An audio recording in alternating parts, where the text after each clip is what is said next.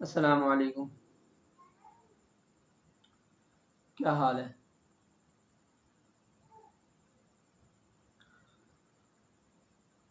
ہم دنیا میں کیوں آئے ہیں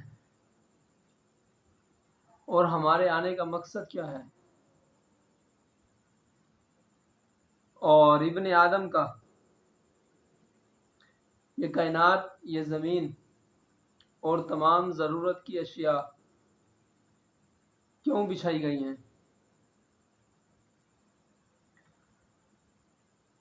اللہ تعالیٰ نے ہم سب کو یہاں امتحان کے لیے بھیجا ہے. یا ہم امتحان کی تیاری کرنے آئے ہیں. امتحان آگے ہے اور امتحانات میں جو جو سوال آئیں گے وہ بھی اللہ تعالیٰ نے ہمیں بتا دیے ہیں. آج کل جو ایگزام ہوتے ہیں ان کے کویشچن کا ہمیں پتہ نہیں ہوتا، کیا آئیں گے کیا نہیں آئیں گے، تو اس کے لیے دن رات محنت کرتے ہیں. اس میں بھی کچھ پاس ہوتے ہیں، کچھ فیل ہوتے ہیں. اللہ تعالیٰ نے بھی ہمیں دنیا میں امتحان کی تیاری کے لیے بھیجا ہے، اور اللہ تعالیٰ نے ہمیں بتایا ہے کہ میں نے یہ سوال پوچھنے ہیں اور یہ کام تم نے نہیں کرنے جس سے میں ناراض ہوتا ہوں. سب کچھ ہمیں بتا دیا ہے. سب کچھ پتہ ہونے کے باوجود اگر ہم تیاری نہیں کرتے تو ایک ہوتا ہے نالائق بچہ اور ایک ہوتا ہے لائق اور ایک ہوتا ہے ڈھیٹ.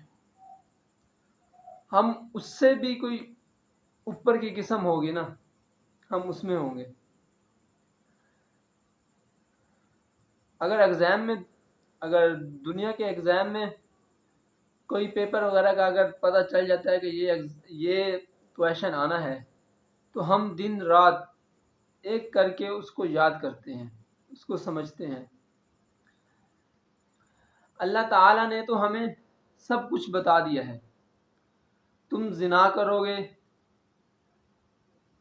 تو میں ناراض ہوں گا، تم چوری کرو گے تو میں ناراض ہوں گا، تم کسی کو دھوکہ دو گے تو میں ناراض ہوں گا، تم جھوٹ بولو گے تو میں ناراض ہوں گا، تم زنا کرو گے میں ناراض ہوں گا، تم شراب پیو گے میں ناراض ہوں گا، تم کسی کا دل دکھاؤ گے میں ناراض ہوں گا. تو یہ سب کچھ پتہ ہونے کے باوجود ہم تیاری نہیں کرتے اور ہم کہتے ہیں آگے جو ہوگا دیکھا جائے گا. کیا دیکھا جائے گا؟ آگے جو ہوگا ہمت ہے تم میں؟ سانپ بچھو اور کیا کچھ، موٹی مثال تو سانپ بچھو کی ہے نا. آپ کے اکیلے روم میں 3-4 سانپ اور 2-3 بچھو آ جائیں تو آپ کی نیندیں اڑ جائیں گی، آپ کے ہوش اڑ جائیں گے. جب آپ 5 فٹ کی قبر میں جائیں گے نہ تو آپ ہل سکتے ہیں نہ آپ بھاگ سکتے ہیں، تو وہاں کیا کرو گے؟ وہاں اگر کوئی بھی اور آپشن ہوتا نا بچنے کا تو بھی ہم کہہ سکتے تھے ٹھیک ہے. جب سوالات ہوں گے تو ہم کیا کہیں گے؟ میرا وہ بزنس تھا، میرا وہ کام تھا، وہ بند ہو جاتا. تو اللہ تعالیٰ فرمائیں گے اس بزنس کے لیے جو پیسہ تمہیں دیا ہے وہ کس نے دیا ہے؟ وہ بھی تو میں نے دیا ہے نا، تو میرا کوئی حق نہیں تھا. ابھی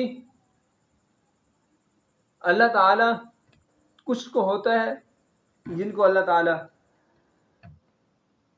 ادھر ہی آزمائش میں ڈال دیتے ہیں، کچھ ہوتے ہیں جن کو ادھر خوشی دے دیتے ہیں، ان کی آزمائش بعد میں ہے.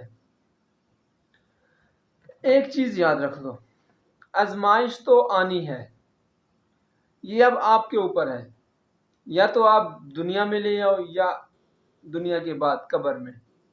اگر آپ دنیا میں مان لیتے ہو تو ویل اینڈ گڈ. اگر آپ مرنے کے بعد مانتے ہو تو آپ برداشت نہیں کر سکو گے. دنیا میں یہ ہے تم اپنے اخلاق اچھے رکھو، تم جھوٹ نہ بولو، تم کسی کے ساتھ فریب نہ کرو، اپنے دل میں بغض کینہ یہ نہ رکھو، کسی کا دل نہ دکھاؤ، نماز ادا کرو. نماز، روزہ، حج، زکوٰۃ، جس کے پاس وسعت ہے وہ حج اور زکوٰۃ بھی دے سکتا ہے. حج اور زکوٰۃ کے لیے نا یہ اللہ تعالیٰ نے یہاں رکھی ہے. جو غریب ہے جو غریب ہے وہ زکوٰۃ نہیں دے سکتا، وہ حج بھی نہیں کر سکتا، تو اللہ تعالیٰ نے وہ اس پہ معاف کیا ہے. صحابہ کرام کے دور میں اگر کسی نے روزہ نہیں رکھا تو اشکال ہوتا تھا، یا تو یہ مسافر ہوگا، یا طبیعت خراب ہوگی، یا کہیں باہر سے آیا ہوگا، کچھ بھی.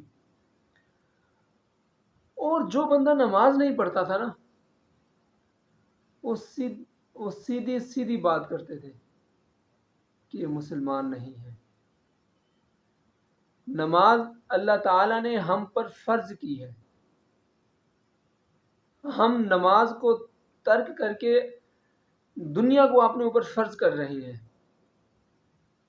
دنیا نے آپ کو دینا کیا ہے؟ کہاں تک آپ بھاگ سکتے ہو؟ جہاں تک تم نے بھاگنا ہے بھاگو.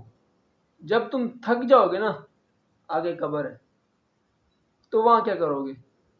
اپنی بیوی بچوں کے لیے، اپنے ماں باپ کے لیے، اپنے بہن بھائی کے لیے جو کچھ تم کر سکتے ہو دنیا میں کر سکتے ہو، کر لو. لیکن آپ کے مرنے کے بعد ان میں سے بھی کسی نے کام نہیں آنا. ہر کوئی بھول جاتا ہے کوئی تھا. ہم اپنے سے جو پچھلے 5-6 نشست پیچھے چلے جاتے ہیں تو ہم انہیں جانتے بھی نہیں ہیں. ایسے ہے تو جو ہماری اولادوں کی اولاد ہوگی اس کو کیا فرق پڑے گا ہم کون تھے کون ہیں؟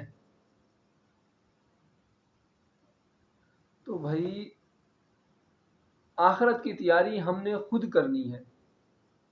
آج کا دور وہ ہے کہ کوئی کسی کا نہیں ہے. آج تم جو کر سکتے ہو نا وہ تم خود ہی کر سکتے ہو، تمہارے بعد کسی نے نہیں کرنا. جیسے ہم کمپنی میں جاب کرتے ہیں، جب تک ہے عزت ہے، جب تک ہے جانتے ہیں. آپ کسی کمپنی کو چھوڑ کے ایسے 5-6 سال بعد پھر کمپنی میں ویسے جاتے ہیں تو ایک بھی بندہ پرانا نظر نہیں آئے گا. وہ آپ کو جانتے تک نہیں ہوں گے کہ کون ہو آپ. ایسے ہی جب ہم نے مر جانا ہے نا، ہمارے بعد ہماری اولاد نے ہمیں نہیں پہچاننا، ہماری قبر تک بھول جائیں گے.